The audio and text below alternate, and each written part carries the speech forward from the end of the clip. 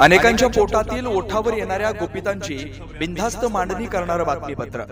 दोन प्रश्न आहे। पहिला प्रश्न तर राज्य सरकारनं सोयाबीनला पर क्विंटल 7,000 रुपये हमीभाव द्यावा अशी शिफारस केली आणि केंद्रानं म्हटलं 5,000 दिले, म्हणजे एका पर क्विंटल मागे 2,000 रुपये कमी भाव केंद्रानं जाहीर केले। हा एक पहिला नुकसान आहे, याच्यासाठी कोणी बोलायला तयार नाही।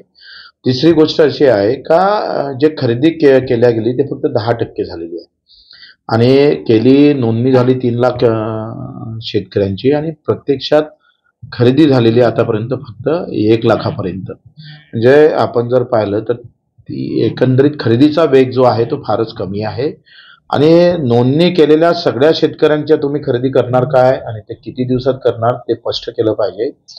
आणि याच्यामध्ये हिंदू शेतकरी आहे ना, मुस्लिमच थोडे आहे, हे सगळे हिंदू 75% हिंदू शेतकरी आहे।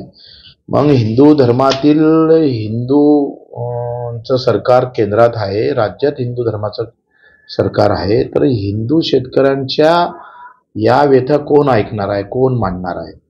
म्हणजे धर्मावर जातीवर आपण जाल नाही पाहिजे। शेतकऱ्यामध्ये धर्म शोधणं म्हणजे मूर्खपणा आहे, पण तरी सुद्धा तो शोधावं लागतं या राजकीय परिस्थितीमध्ये। म्हणजे दंगलीतच हिंदू मरते किंवा मुस्लिम मरते असं नाही आहे, धोरणामुळे सुद्धा सगळ्या जाती धर्मातले लोक कसे मरतात त्याचं एक मोठं उदाहरण म्हणजे सोयाबीन आहे। सोयाबीन म्हणा, कापूस म्हणा, कापसाची 9,000 रुपये क्विंटलची शिफारस केली होती राज्य सरकारनं, केंद्रानं फक्त 7,000चा हमीभाव जाहीर केले। सोयाबीनचे 7,000ची शिफारस केली, 5,000 जाहीर केले, म्हणजे एका क्विंटलला मागे 2,000 रुपये कमी दिले।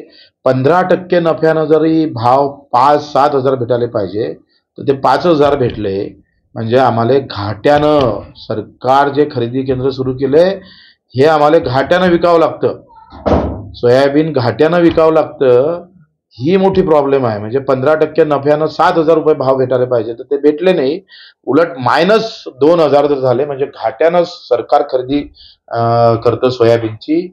याच्यावरही मला वाटतं आवाज उठवणं गरजेचं आहे आणि त्या सध्या आम्ही थोडी वाट पाहू।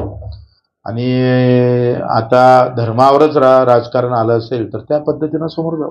बेधडक निर्भीड बिनधास्त मांडणी करणारा खबऱ्या लाईव्ह।